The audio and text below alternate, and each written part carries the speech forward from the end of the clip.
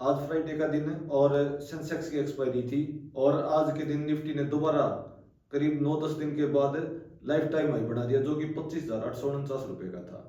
और पिछले एक साल में करीब 6,000 पॉइंट की रैली दी है। और कितने ही आपने फिर इन्फ्लुएंसर देखे होंगे या फिर यूट्यूबर देखे होंगे जो निफ्टी के बारे में बार बार प्रोडिक्शन कर रहे थे कि मार्केट यहाँ से क्रैश आएगी, इधर 15% की क्रैश आएगा, 20% का करेक्शन आएगा।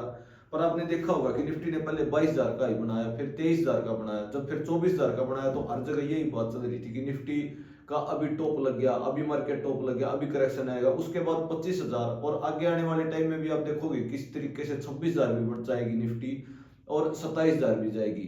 पर मेन बात यह है कि जो न्यू ट्रेडर है या फिर रिटेलर्स हैं वो इस रैली के अंदर पार्टिसिपेट नहीं कर पाए, केवल और केवल डर के कारण है कि शायद करेक्शन ना आ जाए, हम करेक्शन के बाद इस निफ्टी में इन्वेस्टमेंट करेंगे या फिर एक बड़ा क्रैश आने दो उसके बाद हम एंट्री करेंगे। लेकिन करेक्शन कहीं नहीं आया और आपने देखा होगा कि मार्केट लगातार ही ऊपर चलती जा रही है।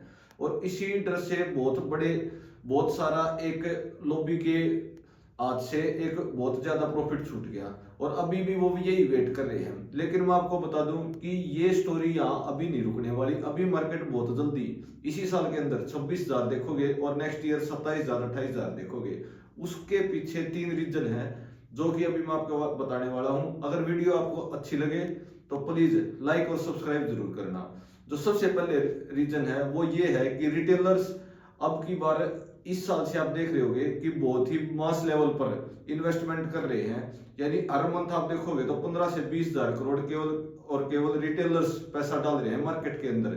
इतना बड़ा पार्टिसिपेशन पहले कभी भी नहीं हुआ था इंडिया में स्टॉक मार्केट के अंदर, जो कि अब की बार होने लगा है। और जो दूसरा बड़ा रीजन ये है कि म्यूचुअल फंड के पास आप जान के हैरान हो जाओगे 2 लाख करोड़ के आसपास तो केवल और केवल कैश पड़ा है कि कोई भी करेक्शन आती है या फिर कहीं पर इन्वेस्टमेंट के मौके मिलते हैं तो हम यहाँ पर इन्वेस्टमेंट करेंगे। तो 2 लाख करोड़ का मतलब आप समझो कि एफआईआई किसी दिन बड़ी सेलिंग आती है मार्केट में 400-500 पॉइंट की सेलिंग आती है तो करीब 5,000 करोड़ 6,000 करोड़ की वो बिकवाली करते हैं। और म्यूचुअल फंड्स के पास 2 लाख करोड़ के आसपास का कैश रखा है। यानी मार्केट में कितनी भी बड़ी गिरावट आए तो म्यूचुअल फंड्स निफ्टी को संभाल सकते हैं। और जो तीसरा बड़ा रीजन ये है कि फॉरेन इंस्टीट्यूशन एमएससीआई इंडेक्स जो कि इमर्जिंग मार्केट का है उसमें पूरा वर्ल्ड में इंडिया अब चाइना से ऊपर आ चुका है। यानी जो पूरा वर्ल्ड है वो इंडिया को एक इन्वेस्टमेंट की नजर से ज्यादा बेहतर देख रहा है चाइना की बजाय। तो इस करके जो वर्ल्ड की तरफ से भी जो इन्वेस्टमेंट आ रही है, जो बड़े बड़े इंस्टीट्यूशन है या फिर जो बड़े बड़े एज फंड है उनकी तरफ से भी अभी इंडिया के अंदर इन्वेस्टमेंट आनी शुरू हो जाएगी। क्योंकि कल आपने देखा होगा कि फेड ने 25 बेसिस रेट कट कर दिए और आने वाले टाइम में आप देखोगे तो हर 3-4 महीने के अंदर जो फेडरल बैंक है यूएस का वो करीब 3% के आसपास रेट कट करेगा। और जो वो सारा पैसा जो इन्वेस्ट होगा वो उसमें सबसे ज्यादा जो बड़ी वॉल्यूम होगी वो इंडिया के अंदर आएगी। क्योंकि अब जो ये जितने भी इंस्टीट्यूशन है और एज फंड है इनका पास रिटर्न का जो प्रेशर है ना वो बहुत ही कम हो जाएगा। और जो अभी आप अगर वैल्यूएशन के नजरिए से भी देखोगे तो जैसे रिलायंस का स्टॉक है, रिलायंस अभी अपने टॉप से 10% के आसपास डाउन चल रहा है। एचडीएफसी बैंक है 4 साल से नहीं चला।